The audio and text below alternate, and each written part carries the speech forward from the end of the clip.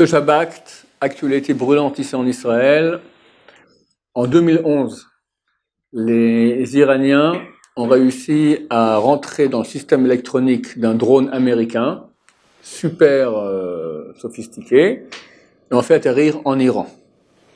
Ils en ont fait une copie, plusieurs copies. Une de ces copies-là, samedi matin tôt, rentre dans le territoire israélien. Un drone iranien. Un hélicoptère de combat israélien là-bas.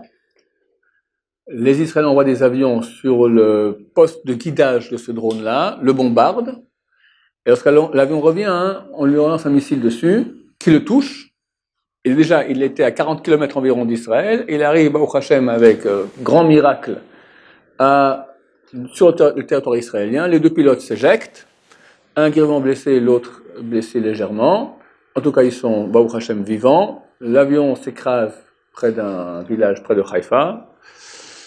Israël riposte, 12 attaques.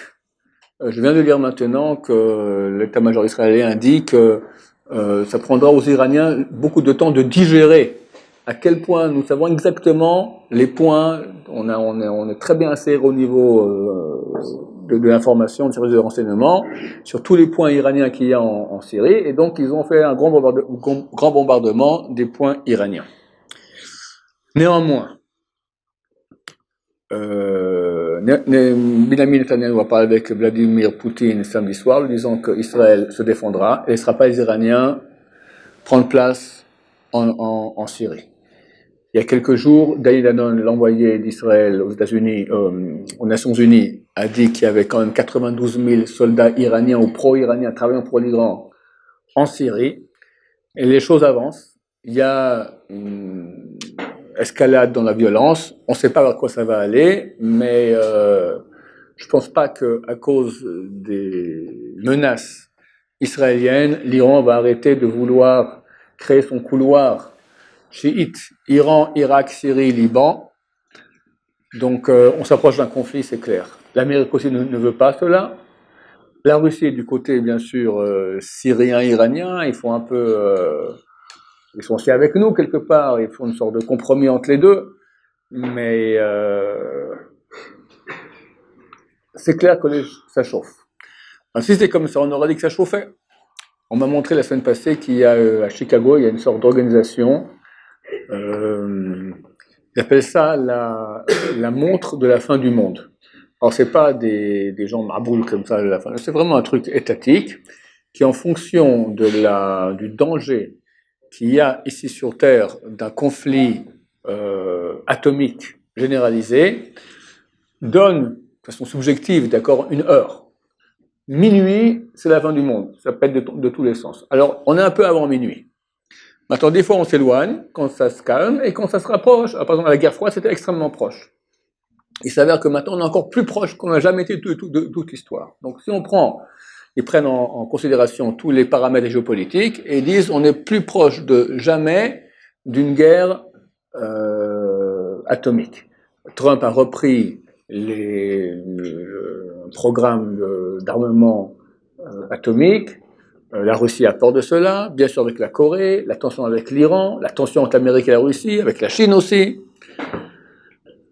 Si avec ça, mais ça converge avec nos écrits qui disent d'abord, on a parlé que quand Ishmaël tombe, Mashiach vient. J'ai fait un cours dernièrement, Ishmaël est tombé. Il n'y a plus aucune puissance politique aujourd'hui arabe, il y a l'Iran. Mais l'Iran, c'est pas arabe. Ils ne parlent pas l'arabe, ils parlent le persan, ils sont musulmans, mais ce ne sont pas des arabes. Les Turcs aussi, mais ils parlent le turc et c'est une population turque, bien qu'ils soient musulmans. D'accord ? Ce sont des populations arabes. Il n'y a plus aujourd'hui une force politique arabe qui menace Israël. C'est fini. Il y avait la Syrie, elle a été balayée.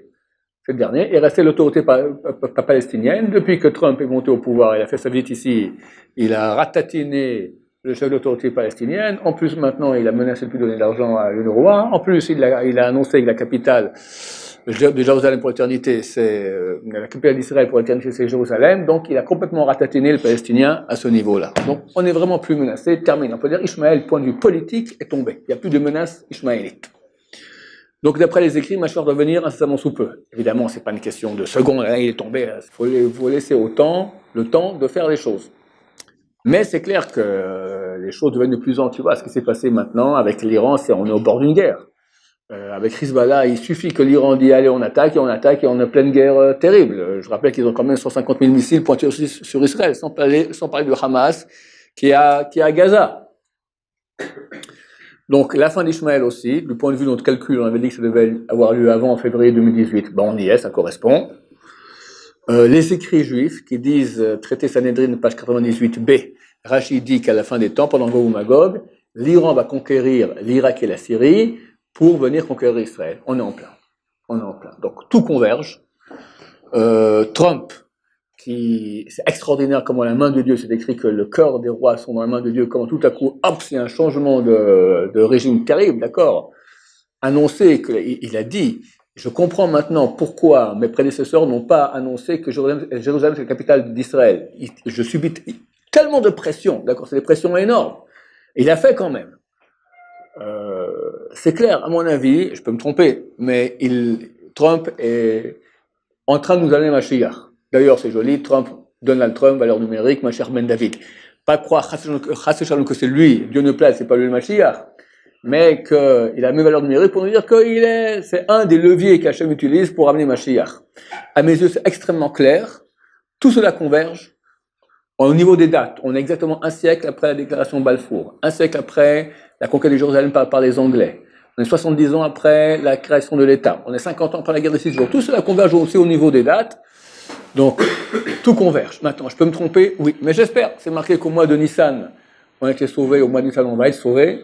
Or, dans quelques jours, en fin de semaine, nous sommes Rosh Chodesh Adar, c'est le meilleur mois, que chaque fois on a un différend avec nos ennemis, c'est le meilleur mois pour régler ce différend. Donc on espère dans Hachem qu'on va avoir beaucoup de nouveaux, j'espère, Berachman avec miséricorde divine. Oui, il y a une question.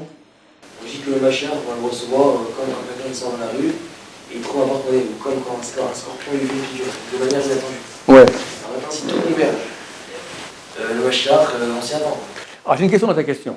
C'est marqué qu'on doit, un des 13 articles de foi de Maïmonide, est qu'on doit non seulement croire que Mashiach va venir, mais on doit l'attendre. L'attendre de façon phénoménale, chaque seconde. Alors c'est quoi inattendu? Attendre et inattendu, c'est le contraire. C'est-à-dire que la Gemara, tu l'as pas compris. La Gemara dit comme ça. Il est marqué que 3 choses viennent Besech Hadat. Besech Hadat, ça signifie qu'elles sont inconscientes. Une trouvaille. Je ne veux pas aller maintenant, je dis à ma femme, bye bye, je fais un tour dans la rue, je vais chercher une trouvaille. C'est pas comme ça, on va pas chercher une trouvaille, on la trouve. Elles sont inconscientes. Un scorpion, tu n'as pas mis ton doigt, tu dis, allez, vas-y, mords-moi, d'accord? Tu pars erreur, tu as mis ton pied où il fallait pas, et tu t'es fait piquer. Idem Mashiach, il vient de façon inconsciente. C'est vrai quoi inconsciente? C'est vrai qu'on est inconscient. Moi, je suis convaincu que Mashiach, il vient, mais je dis un centième de ce que je pense, d'accord? Si j'étais vraiment conscient, mais j'arrêterais de sourire, je serais en prière sans sèche, je jeûnerais jour et nuit, je ferais une tchouva terrible en larmes. La vie continue. Inconscient.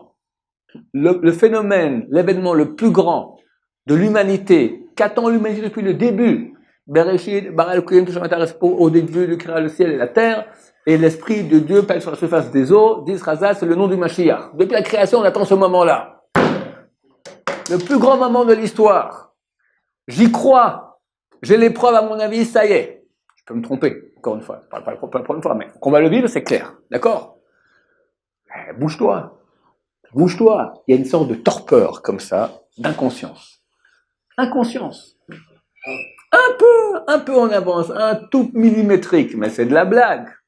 Il y a 400 ans, il y a eu un faux messie, Shabtai Tzvi. Et tout le monde, beaucoup du peuple juif a cru que c'était lui le messie. Mais quel chouva il y a eu. Les femmes et les enfants jeûnaient 72 heures de suite, se roulaient dans la neige. Et la neige maintenant à Paris. Qui se roule dans la neige un peu pour réparer les péchés? Personne. C'est pas conseillé, après c'est une bronchite un peu carabinée. Mais les gens se bouchaient. Aujourd'hui, c'est clair, Mashiach qui vient, le retour en terre d'Israël, le monde de la Torah qui est grand, le monde de la Tchouva qui est grand, Ishmael qui est tombé. Les rabbanim, les grands, ils disent que c'est pour très bientôt. Alors, tout converge. Et néanmoins, calme plat. Ça s'appelle inconscience. Et au Hachem, il y a une promesse de la Gemara qu'on reçoit le Mashiach par inconscience. Oui. Si on sait que le Mashiach va arriver, il faut vraiment que tous les Juifs montent en Israël, fassent la Via. Non. Il faut que le Juif fasse tchouva. Une des 4 missions du Mashiach, Il dit que ceux qui restent en Rousselarès ne seront pas la montée spirituelle. c'est écrit comme ça. C'est écrit que le Mashiach, il doit faire 4 choses pour qu'on soit certain que ce soit lui. Il doit vaincre les guerres de Gog et Magog, reconstruire le temple de Jérusalem, ramener tous les Juifs en terre d'Israël et faire en sorte que tout le monde soit pratiquant, étudie la Torah. Donc si tout le monde est en Israël quand Mashiach revient, il a plus ce job à faire. C'est lui qui doit ramener tout le monde. Attends, il est vrai qu'il est bien qu'il y ait déjà beaucoup qui viennent, c'est vrai. Mais pas tout le monde peut venir. Pas tout le monde peut venir. Rabbi Chaim Kanevski, il dit venez parce que... Bien sûr, au cas par cas. Bien sûr, au cas par cas. Quelqu'un qui a sa maman qui a 80 ans, elle est malade à l'hôpital. Il veut dire, je pars en Israël. Qui l'amène, l'État d'Israël ne la reçoit pas. Elle peut pas, elle peut pas. Alors il va, je pars en Israël, ça veut rien dire. Beaucoup de gens sont venus comme ça. Ils ont raté leur aller. Ils sont partis après 6 mois aigris et dépouillés. C'est pas comme ça. C'est pas facile. À celui qui peut, bien sûr que c'est bien. Bien sûr que c'est bien. Mais vous voyez ici, quand ça va péter, d'accord, l'endroit le plus sûr du monde, ça sera ici. C'est marqué Hachem Shochel Mission. Dieu demeure à Sion et nous protégera. Donc on sera protégé. Alors on voit comment on est protégé. Complètement anormal. T'as vu ce qu'on avait comme ennemi il y a 50 ans et comment Hachem les a tous ratatinés. C'est pas de Sahal. C'est pas de Sahal. Les gens vont dire Sahal, quoi de Sahal? J'ai dit une fois un cours tout ça, ils m'ont dit de Sahal. Grâce à quoi? J'ai dit pas de Sahal. Le Syrie c'est de Sahal. Saddam Hussein c'est de Sahal. L'Égypte c'est de Sahal. Kadhafi c'est de Sahal. C'est pas eux, nos pires ennemis. Hachem a fait. Une fois c'est Bush qui veut, une fois c'est Obama, une fois c'est les Français, machin, une fois c'est entre eux. Et voilà, terminé. Mais qui c'est que, par exemple, à Jérusalem, c'est facile d'être religieux de faire tchouva. Et quand vous habitez, par exemple, à Toulouse, des villes, il n'y a rien. Ouais. Ils ont plus de mérite que nous, ces gens-là. Qui t'a dit d'habiter à Toulouse? Non, mais s'ils n'ont pas le choix. Pas le choix. Ok. Ça, Dieu va juger chacun. Qui a le plus gros scoop?